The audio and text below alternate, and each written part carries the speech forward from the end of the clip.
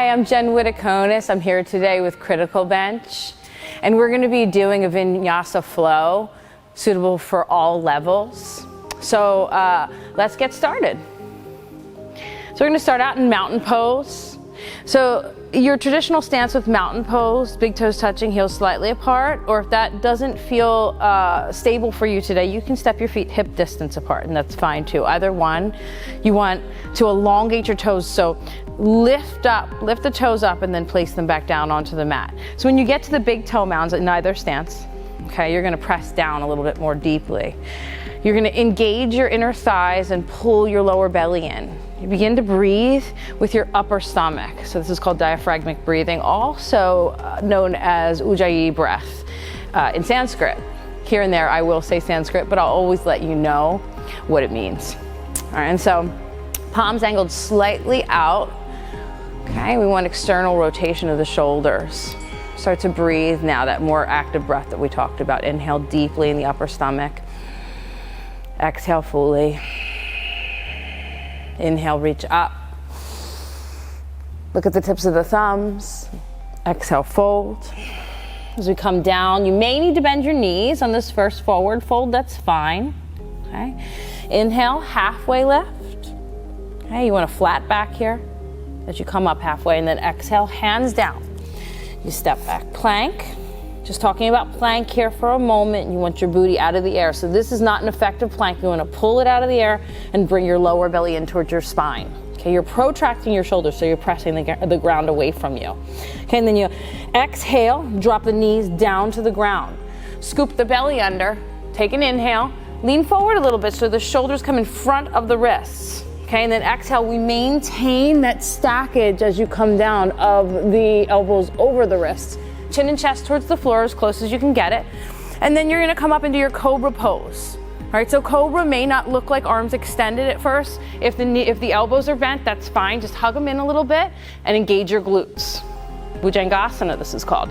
Exhale, come back into your downward facing dog, also known as your Adho Mukha Svanasana. Okay, so you can pedal out the feet a little bit to open up the backs of the legs. Palms pressed down fully, stretching the fingers out, and then laying them back down onto the mat. This protects your wrists and thus also protects your elbows and your shoulders. So as you come forward into plank pose, take an inhale. Exhale, drop the knees down. Okay, take an inhale and extend your right leg behind you. And on your exhale, you do a side kick, right leg out to the right. Drop the right foot down. You're in gate pose positioning with the legs. Take an inhale, and we come up, reach up. Exhale, side stretch. So left arm to the right. Keep that top shoulder down and back as you stretch and reach. Inhale, we come up. Exhale, drop the hands down, shoulders over wrists. Inhale, right leg extended behind you now. Exhale, yogi push-ups. So we'll start by bringing the shoulders in front of the wrists. Chin drops down gently towards the floor. Inhale up, exhale. Inhale, exhale down. Inhale up, exhale, right thigh into chest. We're gonna come up into three-legged dog. So curl the left toes under, take an inhale as you lift the hips, extend your right leg out behind you. As you exhale, right foot steps between the hands, left heel is lifted behind you, and you're gonna come up into Anjaneyasana. So your crescent lunge. Engage your inner thighs. Exhale, dropping the left heel down behind you for warrior one. So that's the position change. You're rooting down fully through that back foot now. Feel the outside edge of the left foot slicing into the ground behind you. Okay, take an inhale, lift your chest, gazes up towards fingertips, and exhale, warrior two. So the back foot shifts parallel to the space behind you. Okay. So parallel to the back of the mat, the left foot. And you're gonna wanna make sure that your right knee is stacked over the ankle. You should be able to see your right big toe to the inside of your front thigh. So your Virabhadrasana B, this is also called. Take one more breath, inhale. And then exhale, scoop your left arm behind your lumbar spine, right arm reach overhead. keep leaning into the outside of that front foot. A little bit more prominently lean into the outside of the front foot. You want to make sure that you're keeping stackage, knee over ankle. Good reverse warrior here, Viparita Virabhadrasana. One more inhale. And you'll exhale, come all the way forward. Windmill the hands down to the inside of the right foot. All right? Take an inhale. Drop your left hip in a little bit deeper if you can by sliding your left foot back to create more of a span between the 2 feet. And if you want to, phase 2, if you can do this today, if not, don't worry about it, exhale down onto the forearms. Phase 3 would be leaning into the outside of the right foot and lifting your toes to keep your ankle engaged. So you don't want to soften into the ankle and create instability. By the way, I have a free gift for you. Scroll down to the pinned comment below, why stretching won't make you flexible. Check it out, it's really awesome and it builds upon what we're doing here. So when you're ready to come back up, place your hands down, lift back up, and your inhale. And on your exhale, you drop your left knee down. On your inhale, let's come up into low lunge now. Okay, you're gonna squeeze your glutes. So engage those glutes so you send extension into your lumbar spine as you reach back. And then exhale, hands down, step back plank. Chaturanga, so you can do 8 points touching again, or full chaturanga is lowering down halfway. Inhale, over the toes, lifting upward facing dog. Or you come into your cobra pose, and knees on or off the mat is fine as you lift. And then exhale back. Your downward facing dog, your Adho Mukha Svanasana again. Take an extra breath here. Press the palms down deeply, fully into the mat. Take an inhale, flow forward into plank. Exhale, drop the knees down. You're in your tabletop. This is a neutral back position. Inhale, left leg, extend behind you. Exhale, side kick, left leg, okay? Then lower the left foot down and gate stretch. Inhale, come up, reach up, exhale, side stretch. Now right arm to the left. Top shoulder down and back. More of a neutral spine here, so lower belly drawn in. And inhale up, exhale, hands down, shoulders stacked over the wrists.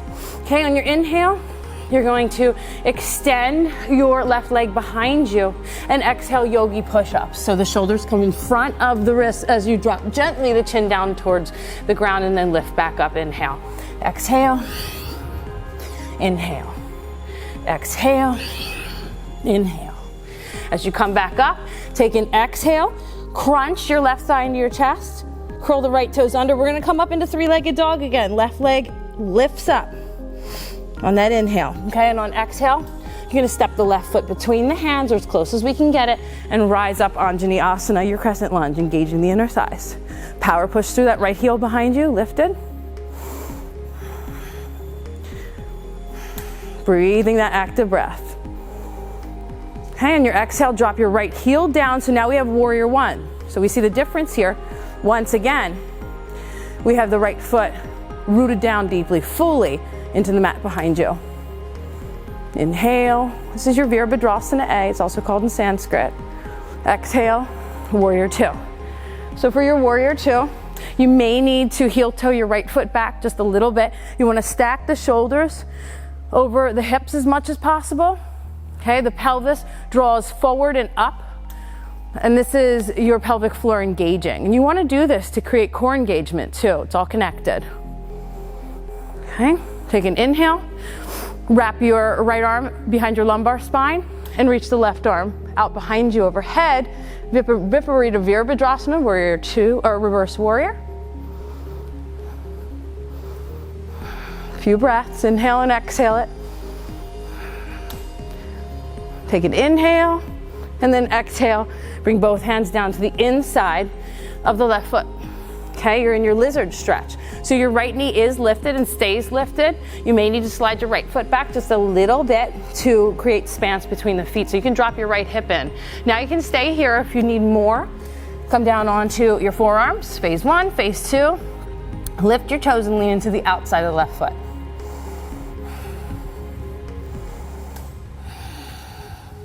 Breathe, come back to the sound of your breath. Now take an inhale, make your way back up onto your hands. Exhale, drop the right knee down, okay? The hands can now form to frame the left foot, okay? And then lift up into low lunge with that right knee down behind you.